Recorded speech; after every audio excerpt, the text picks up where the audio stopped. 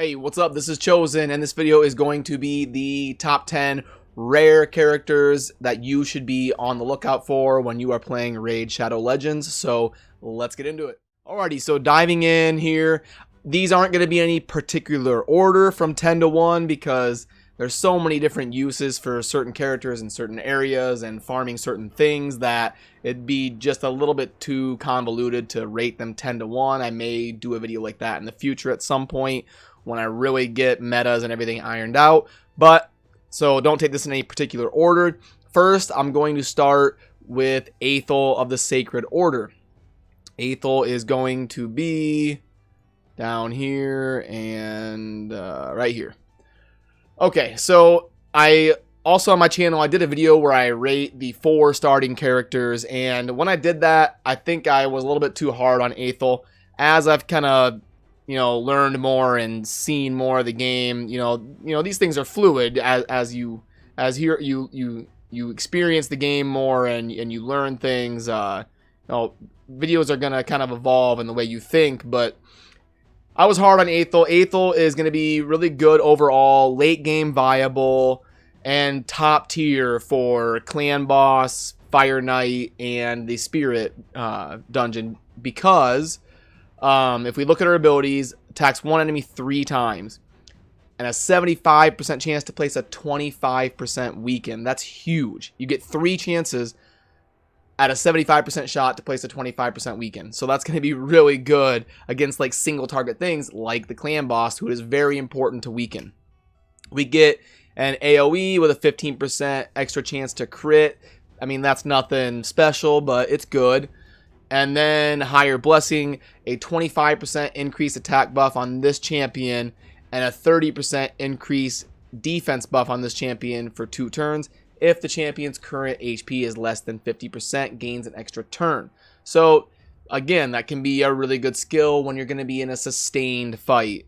And then the R right here is going to be just like all the other starting characters, increase ally HP by 15%. So, Ethel, a solid choice to pick from the start, is maybe not as good in the campaign as a couple of the other starting characters, but even that's debatable, and she is top tier against the Clan Boss and the Spirit area and the Fire Knight.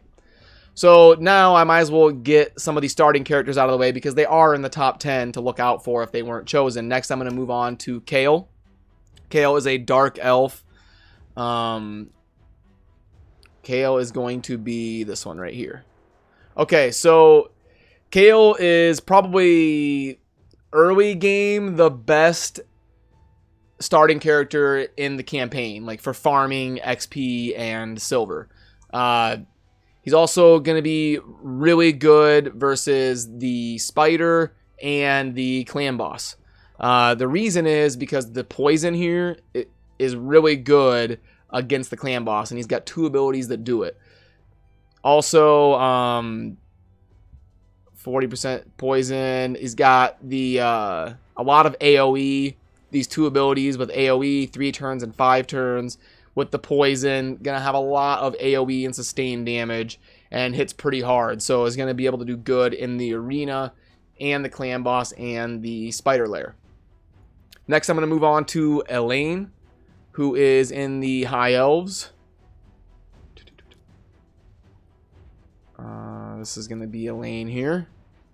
Elaine is just good overall and really great versus the Spider. So not really going to stand out as well as Ethel or Kale in my opinion, but still one of the top 10 rares because she's just solid. And being good against the Spider is going to help you farm up those kind of rings and amulets and stuff that you need. So she is still a top 10 rare, but just not quite as solid as Ethel or Kale in my opinion. And then just to get the starting characters over with, I'm going to move on to Galek, who is under the Orcs. Again, he's also a top 10 rare in my opinion because he's just solid. There's really not a whole lot to say. He can be used mostly anywhere and won't be terrible and should perform okay for you. So a good one to look out for has AoE and sustain and has an ability that decreases defense, has an ability that increases his speed so that he can fill up his turn meter quicker. So yeah, just a solid rare character to have in your arsenal. Now we move on to the rest of them are not going to be ones that you can choose from at the start. There's going to be ones that you have to find. I'm going to move into Coldheart first, who is under the Dark Elves. Coldheart is going to be... I kind of get these mixed up right here. Okay, good. So Coldheart is going to be really good versus the Clan Boss, the Fire Knight, the Minotaur Lair, and the Spirit Hero. Reason being is right here.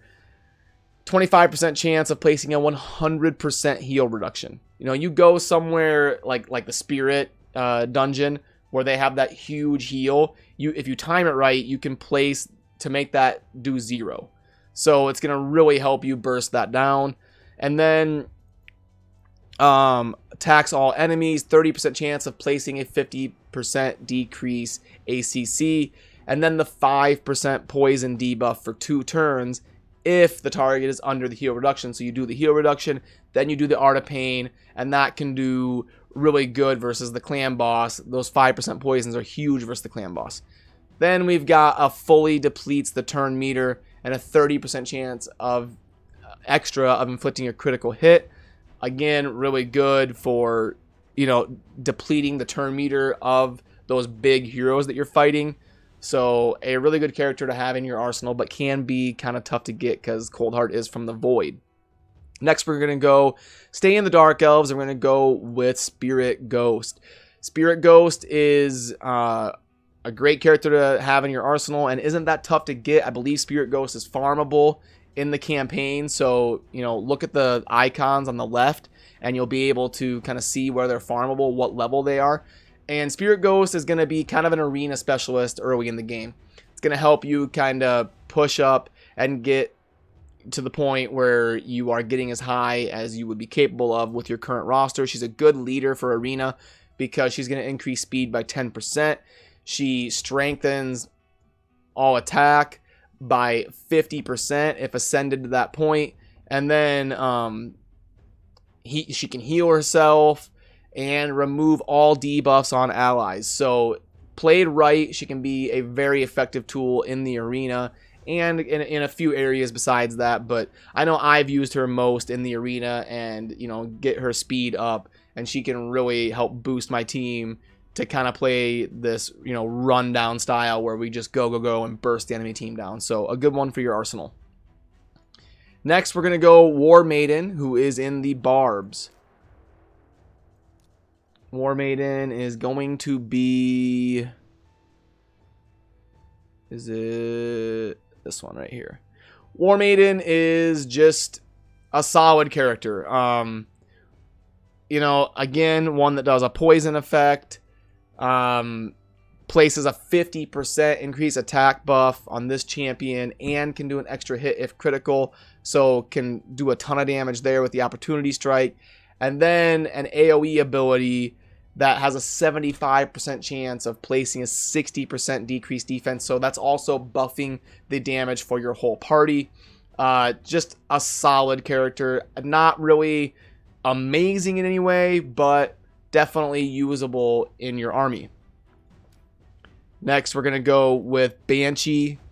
And Banshee is in the Undead Hordes. Banshee is right here. Okay. And Banshee is going to be really good in the campaign, the arena, and versus the spider. And it's because Banshee is going to have attacks all enemies, attacks 2 times at random. Has abilities that kind of block cooldown, which can be huge. That can be game-changing.